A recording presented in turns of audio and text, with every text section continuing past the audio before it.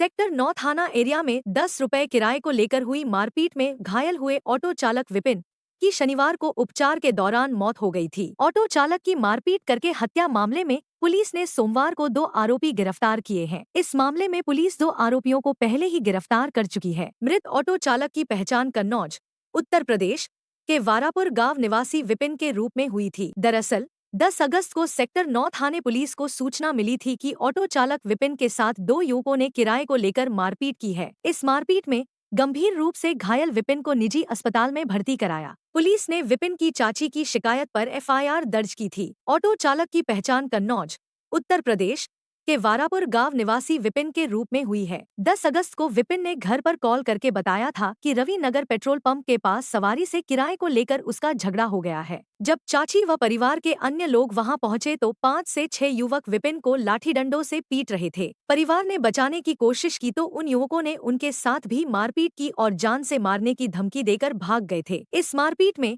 विपिन गंभीर रूप से घायल हो गया था और निजी अस्पताल में उसका इलाज चल रहा था। 16 अगस्त को उपचार के दौरान विपिन की मौत हो गई थी। इसमें 10 अगस्त 2025 को गुड़गांव पुलिस को एक इंटीमेशन मिली थी कि एक ऑटो चालक लड़ाई झगड़े में कुछ चोट लगने की वजह से पहले सरकारी हॉस्पिटल में एडमिट होता, उसके बाद लेटर उसको किसी प्राइवेट हॉस्पिटल में रेफर कर दिया गया था। तो जिसके ऊपर की गुड़गांव पुलिस की टीम के द्वारा हॉस्पिटल पहुंच करके और जो घायल व्यक्ति था उसकी स्टेटमेंट लेने की कोशिश की गई, तो उसको डॉक्टर के द्वारा अनफिट बताया गया था।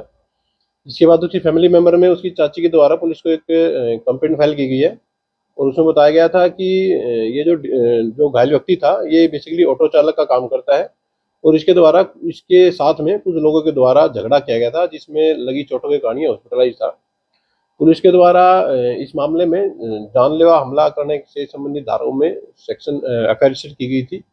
वहीं मामले में पुलिस ने 12 अगस्त को प्रयागराज, उत्तर प्रदेश के चक जयंतीपुर गांव निवासी राम विशाल दुबे और मानेसर की कृष्णा कॉलोनी निवासी लक्ष्मण को गिरफ्तार किया था। इसके बाद 2 और आरोपियों को मंगलवार को गिरफ्तार कर लिया, जिनकी पहचान गुरुग्राम के खेड़वी माजरा गांव निवासी नेत्रपाल 25 वर्ष और पदम 20 वर्ष के रूप में हुई है। आरोपियों से पूछताछ में पता चला कि उन्होंने अपने अन्य साथियों के साथ मिलकर ऑटो चालक के साथ 10 रुपए किराए को लेकर मारपीट की थी। पुलिस ने आरोपियों नेत्रपाल व पदम से वारदात को अंजाम देने में प्रयोग किया गया एक डंडा बरामद किया है।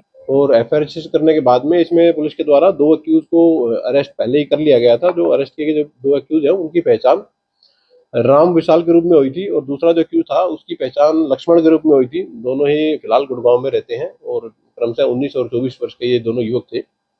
लेटर ऑन इस मामले में जो घायल व्यक्ति था उसकी 16 तारीख को ड्यूरिंग द ट्रीटमेंट मृत्यु इसमें हो गई थी, जिसके ऊपर केस में मर्डर की सेक्शंस एड ऑन की गई थी। और इसमें कल पुलिस के द्वारा इन्वेस्टिगेशन करते हुए सेक्टर 9 पुलिस स्टेशन की टीम के द्वारा इसमें इन्वेस्टिगेशन करते हुए 2 और अक्यूज को अरेस्ट किया गया है। जो अरेस्ट किए गए जो अक्यूज हैं उनकी पहचान नेत्रपाल जो कि 25 वर्षीय युवक है और जो दूसरा युवक है उसकी पहचान पदम के रूप में हुई है। ये दोनों ही व्यक्ति गांव खिड़की माजरा गुरुग्राम के ये रेजिडेंट हैं। तो अभी तक कुल मिलाकर के इस मामले में 4 अक्यूज को पुलिस के द्वारा अरेस्ट किया जा चुका है और पुलिस के द्वारा फर्दर इस मामले की इन्वेस्टिगेशन की जा रही है और जो भी अन्य व्यक्ति इस मामले में शामिल रहे हैं तो पुलिस उनको भी अरेस्ट करके इस मामले की इन्वेस्टिगेशन को पूरा करेगी। देखिए अभी ये जो दोनों अक्यूज हैं इनको अरेस्ट किया गया है और आज कोर्ट में पेश करके इनकी पुलिस कस्टडी पुलिस के द्वारा ली गई है। पुलिस कस्टडी के दौरान इनके रिहायशी पुलिस स्टेशन से इनका क्रिमिनल बैकग्राउंड चेक कराया जाएगा और अगर यदि किसी को क्रिमिनल बैकग्राउंड मिलता है तो उसके अकॉर्डिंग पुलिस फर्दर अपनी इन्वेस्टिगेशन को जारी रखेगी।